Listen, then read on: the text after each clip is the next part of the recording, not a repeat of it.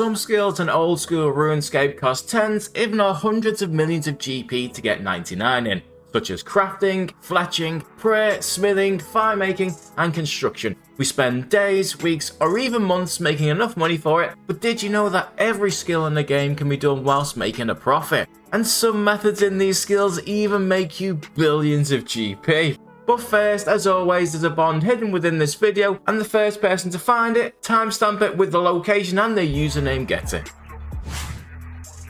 Unlike most expensive skills, there are many profitable ways to make money through crafting, even though most of us spend a fortune training it. If you're low level, creating drift nets are a great starting point and requires just 26 crafting.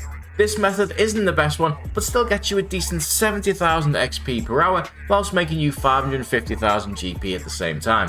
Casting super glass make to create molten glass is similar money and requires 77 magic to do, but it does give a little bit more experience. But realistically, if I'm going to convince you that you should train crafting a bit slower and make a ton of money, this has to be as high as possible. And the second best method gets you 126,000 XP per hour by simply making redwood birdhouses. All you need to do is add a clockwork to a redwood log, and it's a fairly AFK way to get yourself 99 crafting and make 61 million GP in the process. That does require 90 crafting to do though, but if you don't have that level you can do a lower level birdhouse and the money is very similar, although the XP rate does drop off the lower you go. If making money is your goal, you may even consider that one to be the best method, but one that gets you even more XP is making dragonstone jewellery.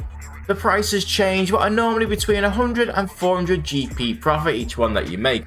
So all you need to do is go to Dragonstone on the wiki, and this will tell you what is currently the most profitable Dragonstone jewellery, then simply make them. You don't even need to enchant it or add a string of it to an amulet because people who are training magic buy them and then enchant them for a profit. This method will currently get you 154,000 XP and make you 510,000 GP per hour, which works out at 44 million GP profit all the way up to 99, taking a total of 84 hours. What's really interesting though is when you compare it to other methods. So battle staffs are one of the best value for money ways to level crafting currently, and you get 316,000 XP per hour training it. Obviously that's a lot higher than the others, but at an overall cost of 25 million GP and 41 hours to get 99. That means that the extra 43 hours it takes to max through crafting dragonstone jewellery is going to in effect make you 69 million GP, and that works out at 1.6 million GP per hour, and that's against one of the most cost effective methods. There really isn't that many money makers the average player can do that is higher money than that.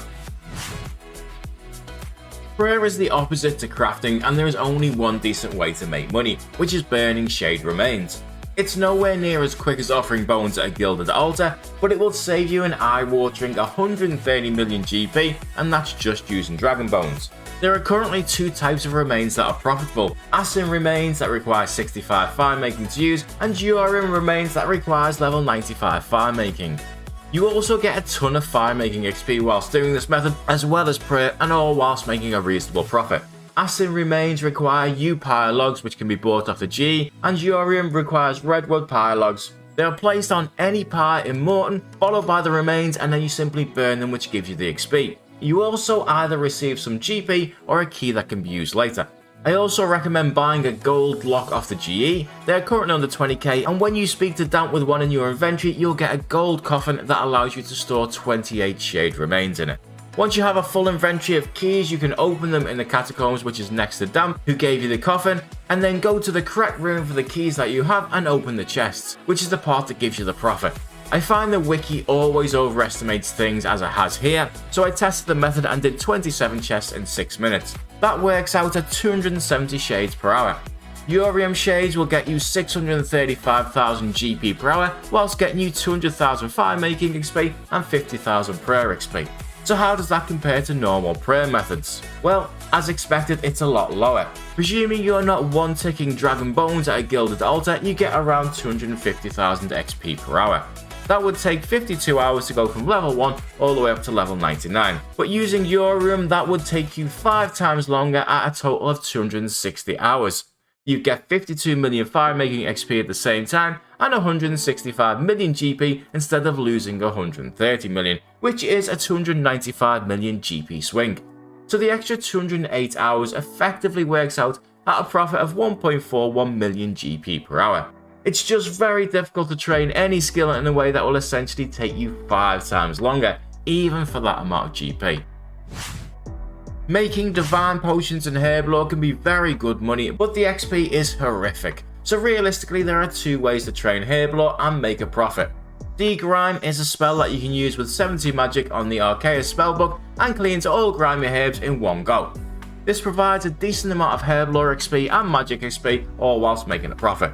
The best herb to do this on varies as prices go up and down, but currently the best herb will make you 700,000 GP per hour, giving you 100,000 Herblore XP and 50,000 magic XP, although again, the wiki generally overestimates things slightly. Doing this all the way to level 99 will make you 91 million GP, get you 6.5 million magic XP, and take you 130 hours. The next way is somewhat tedious, but very cheap and can make you, quite honestly, a ridiculous amount of money. As long as you have a scavenged map, you can go into the cave just southwest of Yanil, pick up cave nightshades, hot worlds, and repeat.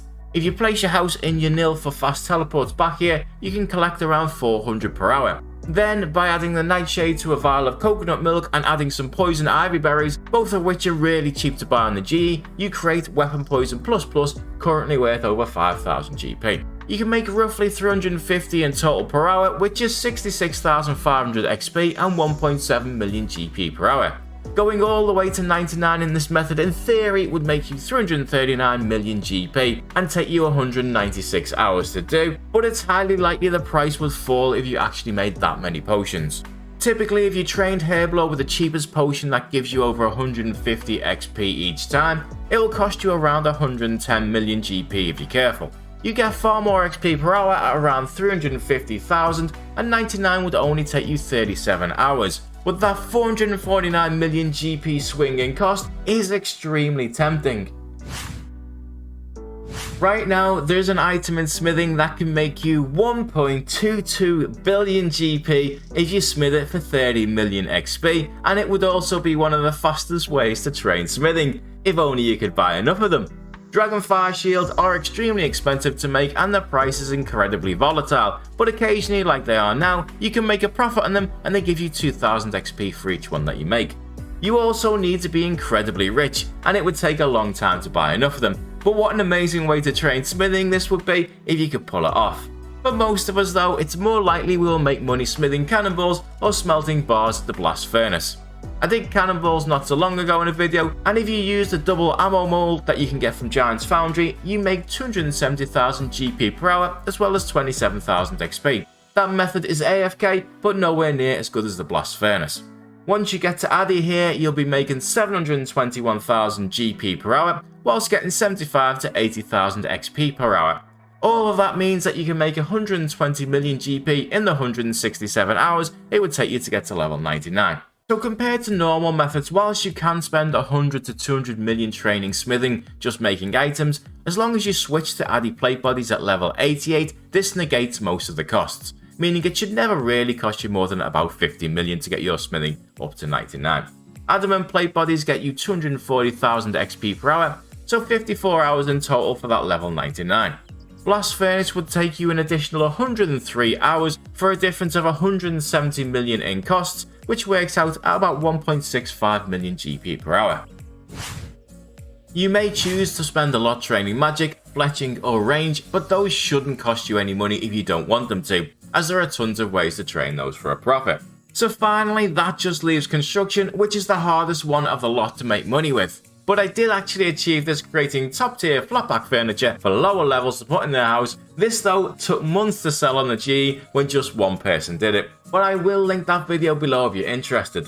Realistically though, you can train construction the normal way, or you could do mahogany homes, which is far cheaper, but it does still cost you money. I haven't done a ton of mahogany homes, so I'm unashamedly gonna take Sneezing Wheezing's figures who did it all the way up to level 99. They averaged 215,000 XP per hour, and level 70 to 99 construction cost them 30 million GP. Compared to other methods, Oak Dungeon Doors gets you 420,000 XP per hour at a cost of 96 million GP, and Mahogany Benches gets you a huge 900,000 XP per hour, but at a cost of 185 million GP and a sore wrist like you haven't had since you were 16.